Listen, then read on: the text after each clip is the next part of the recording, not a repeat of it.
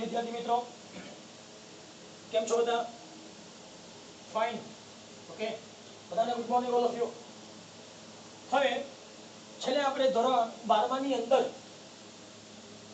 જે ઉદાહરણના દાખલા જોઈ ગયા હતા એમાં આઈ થિંક છેલ્લા 3 દાખલા બાકી છે. આપણે એમાં એક દાખલો એવો છે કે આખો થિયોરિટિકલ બેઝ દાખલો છે. એ દાખલો તમારો હોમવર્કમાં કરવાનો આવશે. જોવો છે તેની બેઝિક કન્સેપ્ટ ખાલી. ઉદાહરણ નંબર 11 જે તમારો હોમવર્કમાં કરવાનો છે. ઉદાહરણ 11 હું રકમ વાંચું છું, તમારે ટેક્સ્ટબુક ભેગી રાખવાની છે. જો ઉદાહરણ નંબર 11 પાસે સોરી ઉદાહરણ નંબર પહેલા લઈ લઈએ 12મું જે તમારે ઉદાહરણ હોમવર્કમાં કરવાનું છે. તે ઉદાહરણ 12 કેસ પહેલો, વિદ્યુત પ્રવાહ ધારિત એક વર્તુળાકાર ગુજરો દિશા સમક્ષિતિજ સમતલ પર રહેલું છે.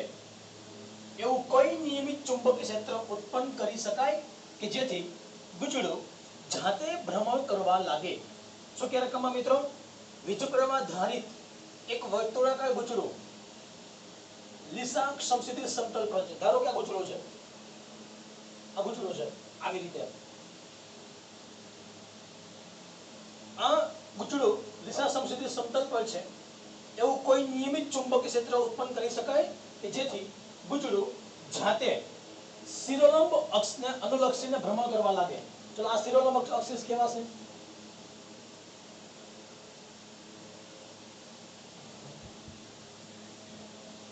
આ ગુજરો શિરોલંબ અક્ષને ભ્રમણ કરે તે માટે પહેલા સૌપ્રથમ આ કેસ વિચારો. સમતલને લંબ શું હોય? ક્ષેત્ર સદિશ. સમતલને લંબ શું હોય? ક્ષેત્ર સદિશ. ચલો ભ્રમણ થવા માટે શું લાગવું જોઈએ? ટોર્ક લાગવું જોઈએ. ટોર્કનું સૂત્ર કયું છે? m cross b. m બરાબર લખી શકાય NIA ક્રોસ b. m બરાબર NIA ક્રોસ b. એનો મતલબ ટોની દિશા a અને b થી બનતા સમતલને લંબ હોવી જોઈએ. a ની દિશા સમતલને લંબ હોવી જોઈએ. કોને? a અને b થી બનતું સમતલ. a ક્યાં છે? ઓલરેડી y અક્ષ પર છે. a ક્યાં છે? ઓલરેડી y અક્ષ પર છે. જો એ સમતલનો ક્ષેત્ર સદિશ y અક્ષ પર હોય તો કે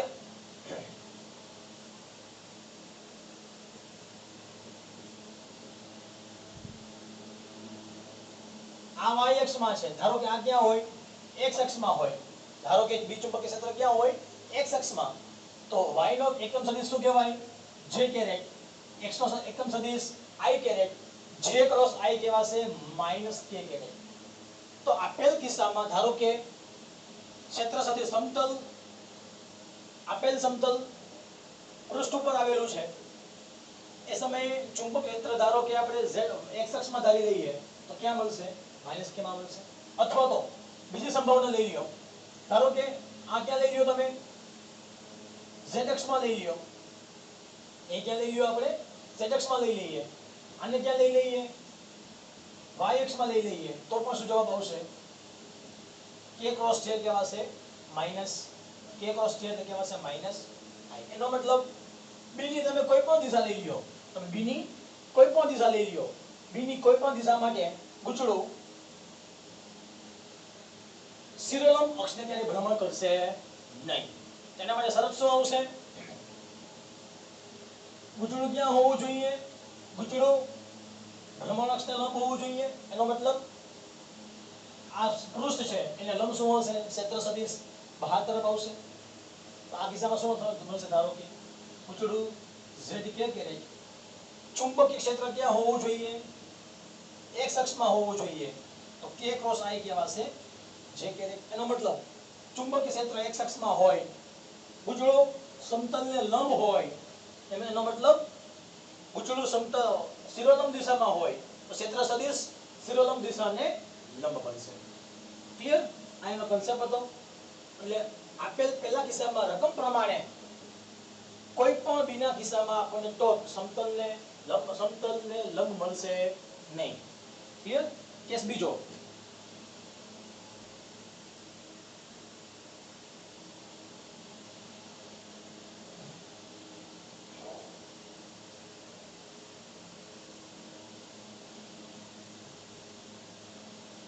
કેસ બીજો. વીજપરમાં આધારિત એક વર્તુળાકાર બાહ્ય નિયમિત ચુંબકીય ક્ષેત્રમાં ગૂંચળું રહેલું છે. જો ગૂંચળું મુક્ત ભ્રમણ કરે એવું હોય તો સ્થિર સંતુલનમાં તે કઈ દિશામાં ગોઠવાયું હશે? દર્શાવો કે આ ગોઠવણીમાં કુલ ક્ષેત્ર પ્લસ ગૂંચળા વડે ઉદ્ભવેલું ચુંબકીય ક્ષેત્ર નું ફ્લક્સ મહત્તમ હોય. જો રકમ ઉપરથી તમને જવાબ સીધો મળશે. શું કે પહેલા રકમમાં વીજપરમાં આધારિત એક વર્તુળાકાર ગૂંચળું બાહ્ય નિયમિત ચુંબકીય ક્ષેત્રમાં રહેલું છે. ચલો આ વર્તુળાકાર ગૂંચળું ક્યાં રહેલું છે? બાહ્ય ચુંબકીય ક્ષેત્રમાં રહેલું છે. બે કિસ્સા વિચારો છો. ધારો કે મારી રીતે અત્યારે આમાં ક્ષેત્ર સદિશ ક્યાં હશે? બહાર તરફ. તો એ લંબ બી કહેવાય. આમાં શું કહેવાશે? એ સમાંતર બી. બીજી વસ્તુ શું કામ? પૃષ્ઠને લંબ શું હોય? ક્ષેત્ર સદિશ. ત્યાર પછી તો ગૂંચળું મુક્ત ભ્રમણ કરી શકે તે માટે સ્થાયી સંતુલનમાં તે કઈ દિશામાં ગોઠવાયેલું હોવું જોઈએ? સ્થાયી સંતુલનમાં. બીજું શું કીધું છે? ફ્લક્સ કેવું થવું જોઈએ? મહત્તમ. તમને હિન્ટ આપી છે ફ્લક્સ મહત્તમ. ફ્લક્સનું સૂત્ર ફાઈ બરાબર બી ડોટ એ. ડોટ કાઢવામાં આવે તો cos થીટા. ફાઈ મેક્સિમમ ક્યારે લખી શકાશે? થીટા બરાબર 0 હોય તો. થીટા બરાબર 0 હોય તો લખી શકાય cos 0 બરાબર 1. સૂત્ર મળશે ફાઈ બરાબર ba. એનો મતલબ મારે જો ફ્લક્સ મહત્તમ જોતું હોય તો b અને a વચ્ચેનો ખૂણો કેટલો હોવો જોઈએ? થીટા. જો થીટા બરાબર 0 હોવો જોઈએ એનો મતલબ b સમાંતર a થવું જોઈએ. તો ગૂંચળું ક્યાં હશે? ચુંબકીય ક્ષેત્રની સમાંતર દિશામાં હશે. સોરી, આ દિશા આવજો. આમાં શું થશે? એ લંબી છે. આ દિશા આવશે. આના માટે આ ગૂંચળું છે. ધારો કે સોરી, આ પણ દિશા નહીં આવે. આ રીતે આવશે. આ બી પૃષ્ઠનું નામ શું કહેવાય? ક્ષેત્ર સદિશ. તો આપેલ જે કિસ્સો છે આપેલ કિસ્સા માટે આવશે કે ગૂંચળું એ ચુંબકીય ક્ષેત્રને સમાવતા સમતલમાં હોવું જોઈએ. ઓકે. Case number 3. અનિયમિત આકાર ધરાવતું વીજપ્રવાહ આધારિત ગૂંચળું બાહ્ય નિયમિત ચુંબકીય ક્ષેત્રમાં રહેલું છે. જો તાર નરમ હોય તો શા માટે તે વર્તુળ આકાર ધારણ કરી શકે? કોઈ પણ તમે સપાટી લઈ લો.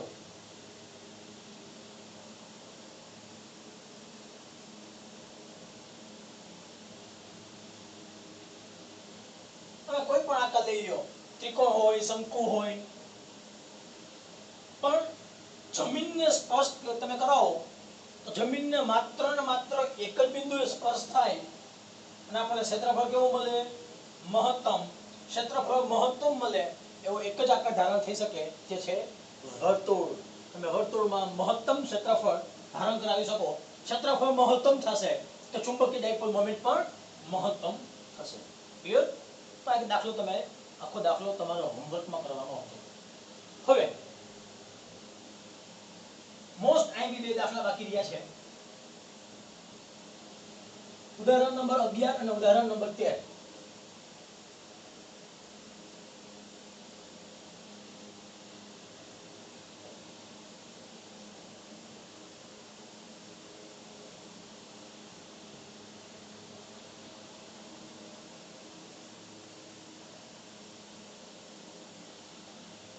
જો ઉદાહરણ નંબર 12 પેલા વાંચું જો રકમ.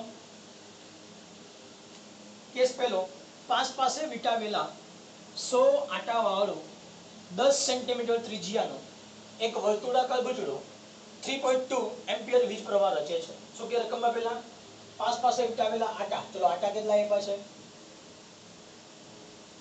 n બરાબર 100. ત્રિજ્યા કેટલી આપી છે? r બરાબર 10 સેન્ટીમીટર 10 ભાગ્યા 100 એટલે 0.1. એક વર્તુળાકાર ગુંચળું પ્રવાહ રચે છે. રકમમાં પ્રવાહ આપ્યો છે I બરાબર 3.2 એમ્પિયર. કોના માટે છે? એ ગુંચળા માટે છે. રકમમાં કેસ પહેલો શું કહે છે? આ ગુંચળાના કેન્દ્રમાં ચુંબકીય ક્ષેત્ર કેટલું હશે? એનો મતલબ ગુંચળાના કેન્દ્ર પર ચુંબકીય ક્ષેત્ર B શોધવાનું છે. શું કે જોવો જોઈએ? સૂત્ર આપણને યાદ હોવું જોઈએ. ગુંચળાના કેન્દ્ર પર ચુંબકીય ક્ષેત્ર B બરાબર μ0I છેદમાં 2r આટા n હોય તો ઇન્ટુ n.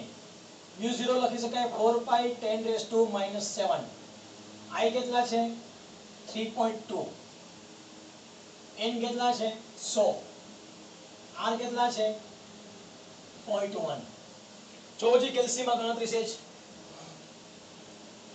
4 પાઈ એટલે 3.14 ઇન્ટુ 3.2 ઇન્ટુ 100 ભાગ્યા 2 ભાગ્યા 0.1 કેટલો આવશે? B બરાબર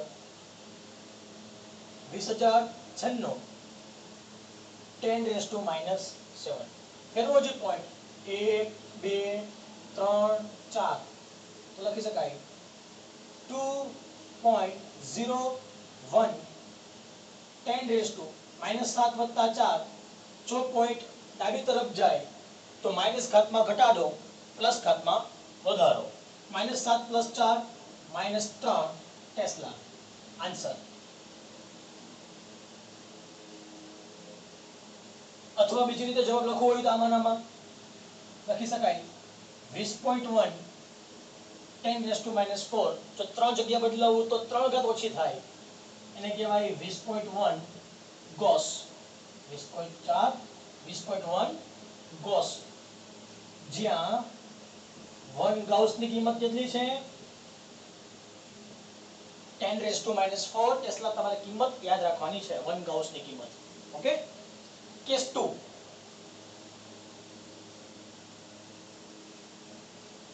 ગુંચળાની ચુંબકીય મોમેન્ટ કેટલી હશે? ગુંચળાની ચુંબકીય મોમેન્ટ તમારે m શોધવાની છે. તો લખી શકાય ચુંબકીય ડાયપોલ મોમેન્ટ ગુંચળા માટે સૂત્ર છે NIA. n કેટલા છે? 100. અથવા તો એ લખી શકાય જે આગળ πr². મૂકી દો કિંમત. n બરાબર 100. I કેટલા છે? 3.2. પાઈ 3.14. r 0.1 આખાનો સ્ક્વેર. કરો જે calculation. 100 into 3.2 into 3.14 into 0.1 into 0.1 10.048 ampere into metre square. મિત્રો એકમ લખવા ફરજિયાત છે. એકમ લખાય વગર જવાબ તમે લખી શકશો નહીં. ક્લિયર? આન્સર પહેલો, આન્સર બીજો. Case number 3. એમાં જોવો જોઈએ. હવે ગુંચળાને શિરોલંબ સમતલમાં એવી રીતે રાખેલું છે કે જેથી તે તેના વ્યાસ સાથે એક રેખસ્થ એવી સમક્ષિતિજ અક્ષ પર મુક્ત રીતે ભ્રમણ કરી શકે. 2 ટેસ્લા જેટલો નિયમિત સમક્ષિતિજ ચુંબકીય ક્ષેત્ર એવી રીતે પ્રવર્તેલું છે કે જેથી શરૂઆતમાં ગુંચળાની અક્ષ આ ક્ષેત્રની દિશામાં હોય. ચુંબકીય ક્ષેત્રની અસર હેઠળ આ ગુંચળું 90 જેટલું ભ્રમણ કરે છે. શું કે રકમ આપેલા? 2 ટેસ્લા જેટલું ચુંબકીય ક્ષેત્ર. ચલો ચુંબકીય ક્ષેત્ર કેટલું આપ્યું છે? 2 ટેસ્લા. શરૂઆતમાં ગુંચળાની અક્ષ ક્ષેત્રની દિશામાં છે. પ્રારંભિક શું છે? ગુંચળાની અક્ષ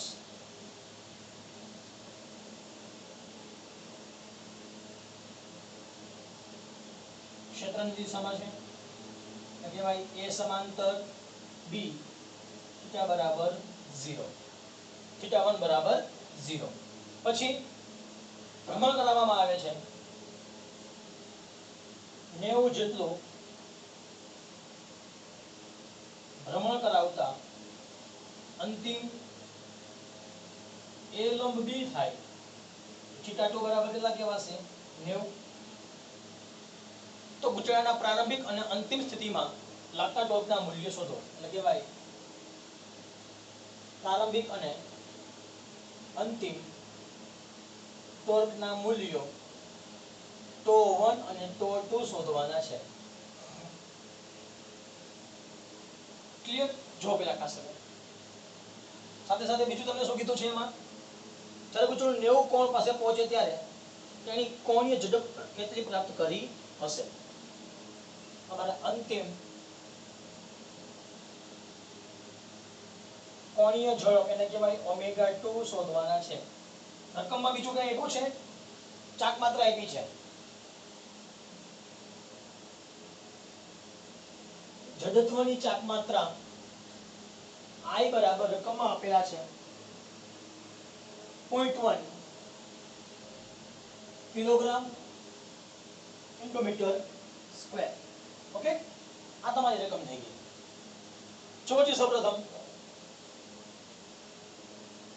પ્રારંભિક ટોર્ક મૂલ્ય શું લખી શકાય m ક્રોસ b m લખી શકાશે ni a cross b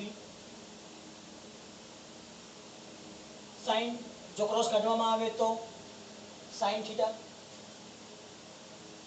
theta બરાબર કેટલા છે 0 તો n કેટલા છે 100 I કેટલા છે I 3.2 અથવા લખી શકાય આગળ NIA sin 0 જવાબ લખી શકાશે NIA sin 0 ની કિંમત લખી શકાય 0 ન્યૂટન ઇન્ટુ મીટર આન્સર પછી અંતિમ ટોર્ક લખી શકાશે m ક્રોસ b લખી શકાય mb sin થીટા m લખી શકાશે NIA થીટા એટલે sin 90 n કેટલા છે 100 I કેટલા છે 3.2 a કેટલા લખી શકાય pi r સ્ક્વેર લખી નાખો ત્યાં sin 90 ની કિંમત લખી શકાય ચલો pi કેટલા લખી શકાય 3.14 r લખી શકાશે 0.1 b કેટલા છે આપણે રકમમાં પાછી 2 કરો જે calculation 100 into 3.2 into 3.14 into 0.1 into 0.1 into 2 જવાબ લખી શકાશે 20.096 newton into metre answer case number 4 મારે શું જોઈએ છે જડત્વની ચાક માત્રા તો ચાક માત્રા શોધવા માટે મારે શું કરવું પડશે જોજો પહેલા સોરી મારે અંતિમ કોણીય ઝડપ જોઈ છે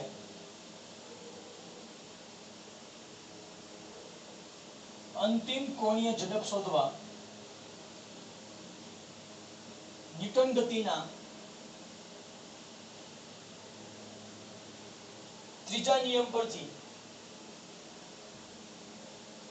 જ્યાં થીટા બરાબર કેટલા છે 90 લખી શકાય τ બરાબર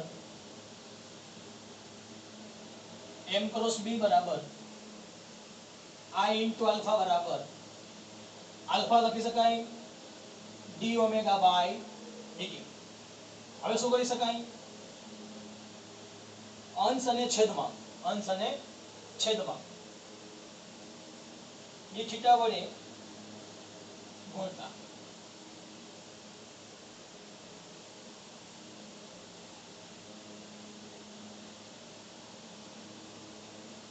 જો જે આપણે અંશ અને છેદમાં d થીટા વડે ગુણી નાખીએ તો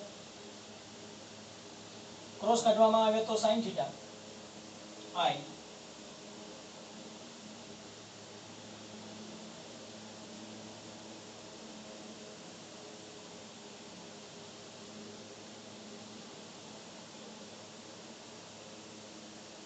અંશ અને છેદમાં શું કરી છે d થીટા વડે ગુણી નાખી છીએ લખી શકાય ઓમેગા બરાબર d થીટા બાય dt જો હવે mb sin થીટા બરાબર i omega d omega by d theta છેદમાં છે આ બાજુ આવશે તો અંશમાં તો લખી શકાશે mb sin theta into d theta આ અંશમાં છે આ બાજુ આવ્યા તો છેદમાં બાકી બચ્યા ઓમેગા into d ઓમેગા હવે એમને પાસે જોજો આગળ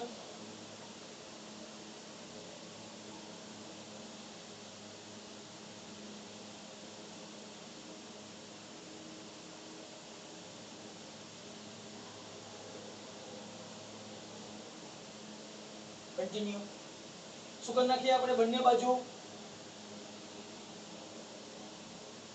સંકલન લેતા જો બંને બાજુ સંકલન લઈ લઈએ ઓમેગા into d ઓમેગા બરાબર mb બાય અચળ પદ હોય લઈ લ્યો બાર sin theta into d theta એ પ્રારંભિક લિમિટ કઈ આવશે ઓમેગા 1 બરાબર 0 થી ઓમેગા 2 બરાબર ઓમેગા થીટા 1 બરાબર 0 થી થીટા 2 બરાબર 90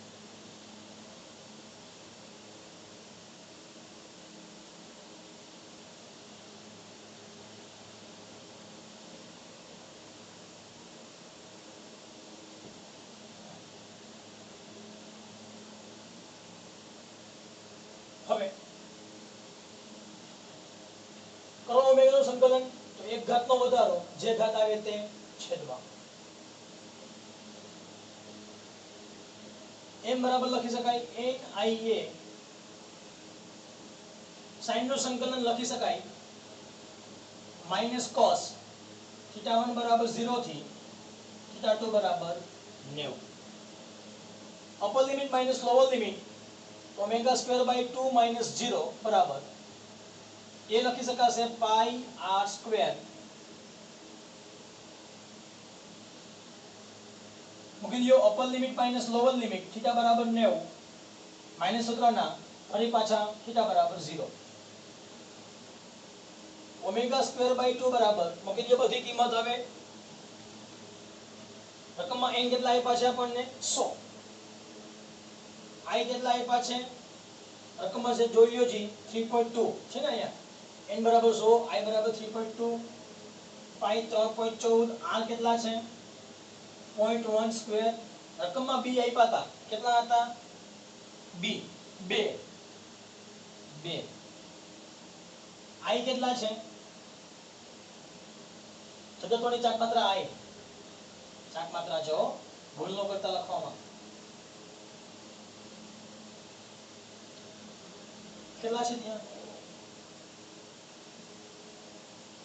0.1 માઈનસ cos 9 ની કિંમત 0 માઈનસ માઈનસ પ્લસ cos 0 ની કિંમત 1 હવે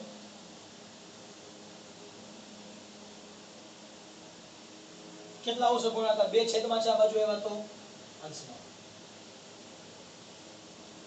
આ બધાનો ગુણાકાર કેટલો થશે 100 into 3.2 into 3.14 into 0.1 into 0.1 into 2 જવાબ આવશે 20.096 into 2 ભાગ્યા 0.1 જવાબ આવશે 401.92 વર્ગમૂળ લેતા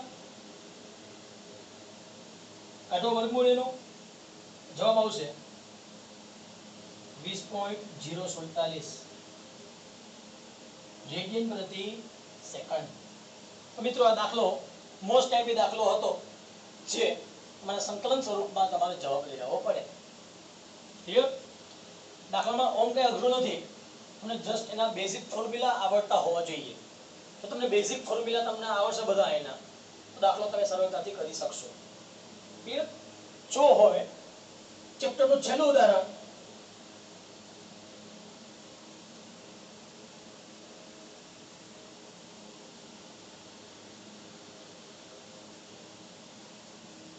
આ ઉદાહરણ 11મું હતું.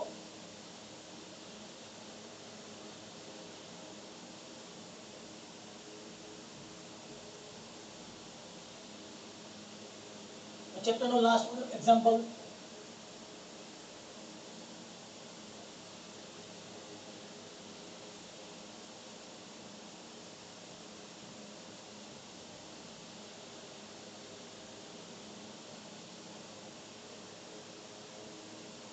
જો ઉદાહરણ નંબર 13, આપેલ પરિપથનો આકૃતિ અનુસાર વીજ પ્રવાહ માપવાનો છે. તો દર્શાવેલ એમીટર, ચલો નીચેના દરેક કિસ્સા માટે વીજ પ્રવાહ I શોધો.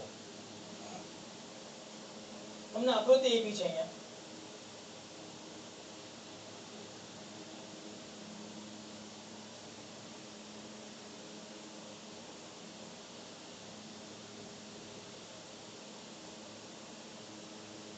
કેસ પહેલો,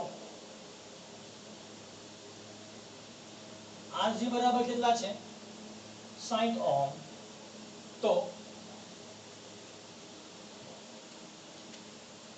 તમારે નીચેના દરેક કિસ્સા માટે શું જોઈએ છે? પ્રવાહ. જો કેલ્વિનોમીટરનો અવરોધ સીધો સીધો જોડવામાં આવે તો શું લખી શકાય ડાયાગ્રામ?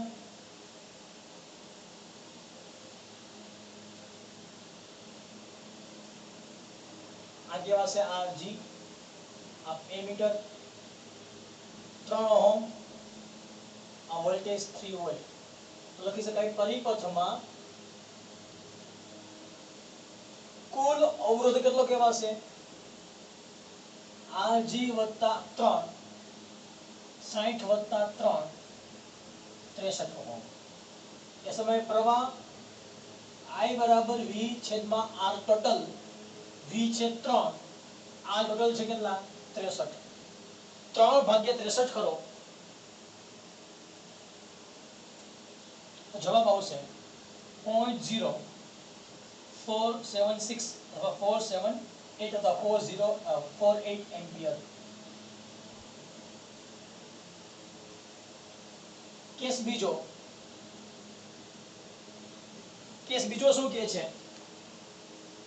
કેસ એમાં બતાવેલ મુજબનું કેલ્વિનોમીટર હોય પરંતુ શન્ટ અવરોધ. કેસ 1 માં જો શન્ટ અવરોધ કેટલા છે? 0.02 ઓહમ હોય તો શું થાય? એનો મતલબ જો કેલ્વિનોમીટરના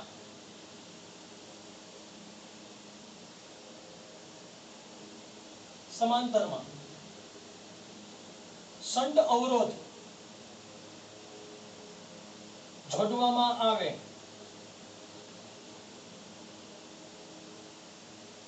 સમતુલ્ય અવરોધ, જોજો પેલા ખાસ, આ RG સમાંતરમાં શું જોડવામાં આવે? RS. આ તો છે જ 3 ઓહમનો અવરોધ ઓલરેડી, બેટરી પણ છે જ.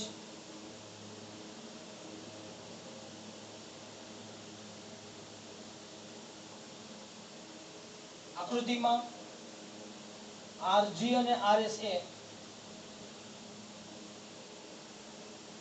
સમાંતર હોવાથી ધારો કે તેનો સમતુલ્ય અવરોધ RS છે.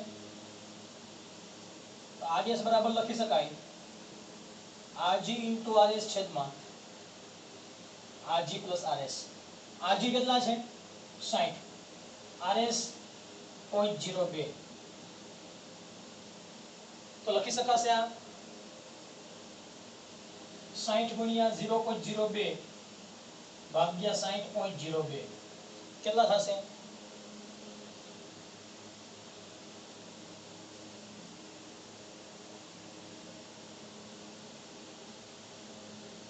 0.1999 લખવા છે 0.02 ઓહમ.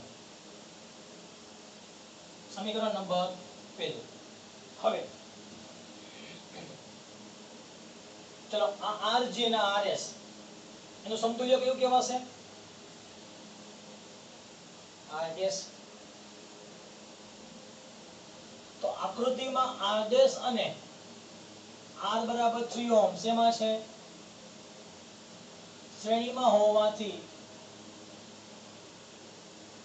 કુલ અવરોધ લખી શકાય R ટોટલ બરાબર RS વત્તા 3 0.02 વત્તા 3 3.02 ઓહમ. પ્રવાહ લખવો હોય તો I બરાબર V છેદમાં R ટોટલ 3 છેદમાં 3.02 3 ભાગ્યા 3.02 કરો જી તો લખી શકાય 0.99 ampere. Case number 3. Case number 3 વાંચો જી. શૂન્ય અવરોધ વાળું આદર્શ એમીટર હોય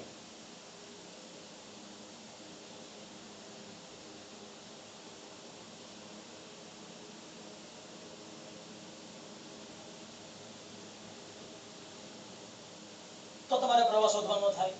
જોજો આકૃતિ 1 અને 2 માં જો RG બરાબર 0 હોય, RG બરાબર 0 હોય તો RS બરાબર કેટલા થશે? 0 ઓહમ. માટે કુલ અવરોધ લખી શકાય RS વત્તા 3 0 વત્તા 3 3 ઓહમ. તો કુલ પ્રવાહ લખી શકાશે I બરાબર V છેદમાં R ટોટલ 3 ભાગ્યા 3. જવાબ કેટલો મળશે? 1 એમ્પિયર. તો મિત્રો અલગ અલગ કિસ્સામાં અવરોધના મૂલ્યો બદલાવી એના પ્રવાહ શોધ્યા તો આપણને આદર્શ મીટર હોય તો આપણને વાસ્તવિક પ્રવાહ મળે છે. એ સિવાયના કિસ્સામાં આપણને વાસ્તવિક પ્રવાહ મળી શકતો નથી. ક્લિયર? આ ચેપ્ટર 4 હતું, સાવ સિમ્પલ હતું. તમારે પ્રેક્ટિસની જરૂર છે દિશા શોધવા માટે. ઉદાહરણના દાખલા મેં બધા તમને કરાવ્યા છે. વેકેશન ખુલતા, લોકડાઉન ખુલતા ક્લાસરૂમની અંદર આપણે સ્વાધ્યાયના દાખલા પણ જોઈશું. એ સિવાય તમે ઘરે પણ જાતે પ્રયત્ન કરજો. જે ડિફિકલ્ટી આવે એ આપણે સોલ્યુશન બને એટલું વહેલું કરીશું. Clear? Thank you very much.